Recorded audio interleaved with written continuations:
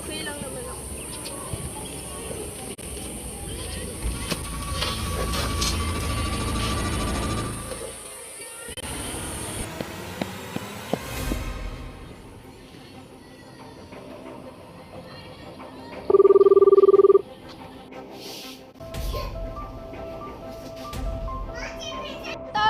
Naimatay po si Ivana dito malapit sa kanto.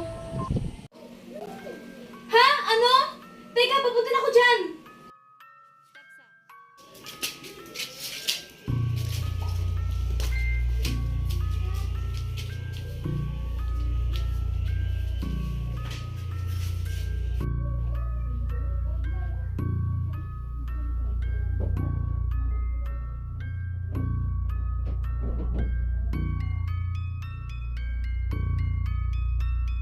Ano bang nangyari?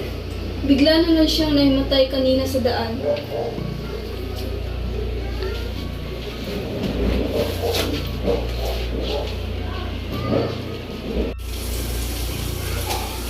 Ano pong gagawin sa anak ko? Saglit lang, magkukunin lang ako. Ipalinis, ito po yung papainom mo sa inyo anak. May katas po yan ng nyugan, pasipasitan, sibuyas at kamatis. Magkano po? Bali 1,000 po. Wala na bang kawal? Effective naman po kasi yan. Hindi naman puno eh. Marami na kasi itong nagamot. Ito na po yung bayad. Maraming salamat po.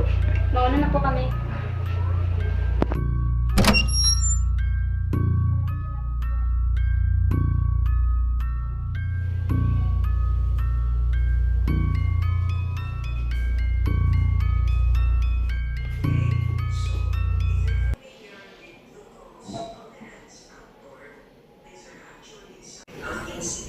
Ma?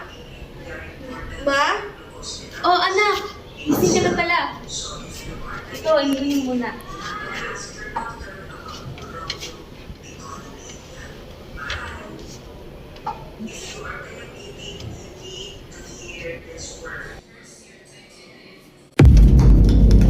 Ano nangyari sa'yo? Teka, tatawag mo na akong doktor!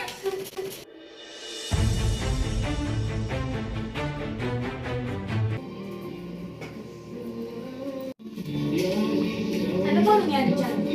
Bigla na lang siya nanginginig.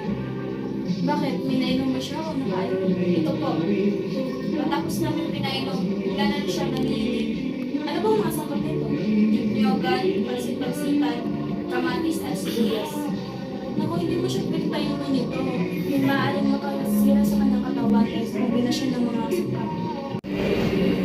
Sige, labas mo na ako daw. Ano po bang ginawa mo? Bakit pinainom na ganyan gamot? Dahil po, Dok, palagi po ako kumakain ng chichirya at mga nakakasira sa katawan. Kasi sa school po, palagi po akong kumakain ng junk foods at iba pa. Kaya sa susunod, pag may nararamdaman kayo, magpakonsulta agad sa doktor at huwag sa mga albularyo.